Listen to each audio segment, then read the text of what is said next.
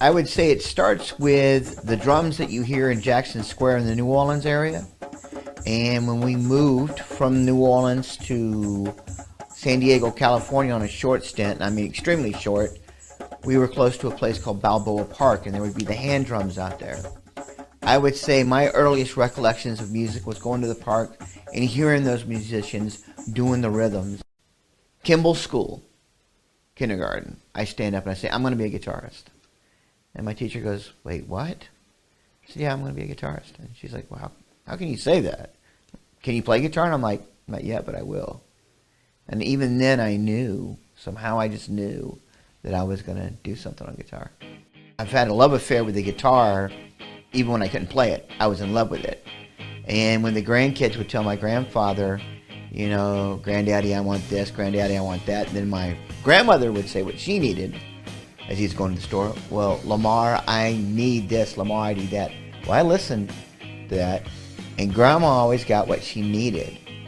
So I said, well, Grandpa, I really need a guitar. And I got the, you know, the Roy Rogers plastic guitars. A lot of people would want to say Joe's a natural, and I think there is a God-given talent there that I possess. But I spent lots of hours honing that skill and singing in a room. I mean, there was a time where as a kid, as a teenager, if I did less than 6 hours a day of practice, I let myself down. So I'm working scales, working arpeggios, and just going, you know, constantly. My earlier influences were like the black gospel guitarists that were coming and the traveling bands and playing, hearing them play and hearing the riffs from them. And then my parents were always like spinning, which is a real contrast of what I was gravitating to. So I used to have to sneak to listen to the radio because my parents were Pentecostal.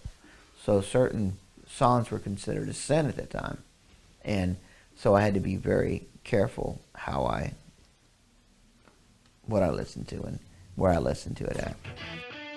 I went to spend the summer with my grandparents in Picayune, and my uncle played Jimi Hendrix, Purple Haze, on the record player, and my whole world completely changed from that moment on.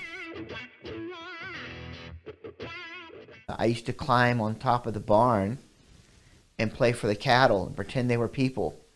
And I really did. I would do that as a kid. I'd get on top of the barn and play these cattle. And they'd be grazing, and it would be funny because I'd end the song and they'd all just look up like, and go back to eating again. And so that really helped me when you're playing for diners and places that don't really care.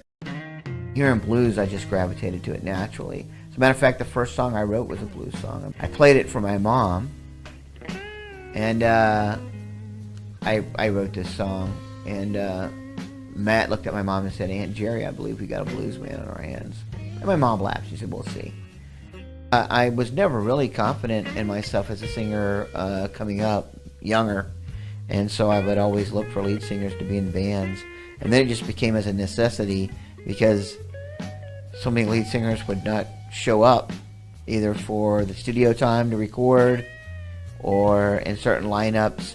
There'd just be lead singer issues. So I kind of, by default, would sing a little bit here and there.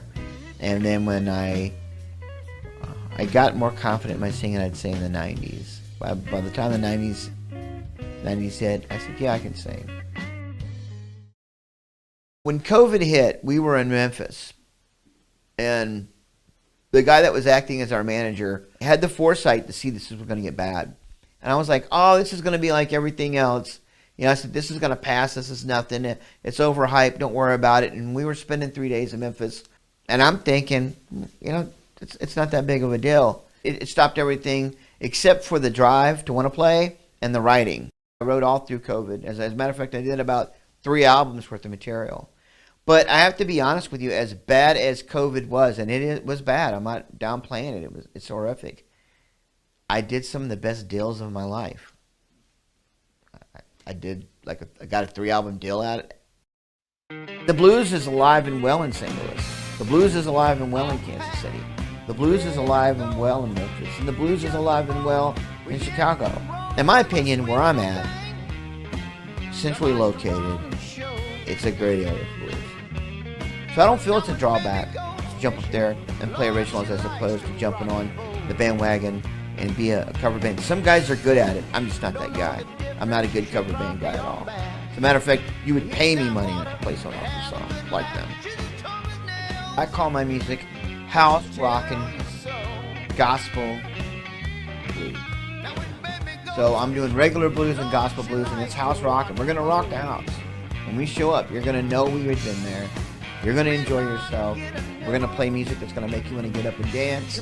And but we're also gonna, we're gonna bring some of our originals to you, and also share a deeper aspect of why I play my music.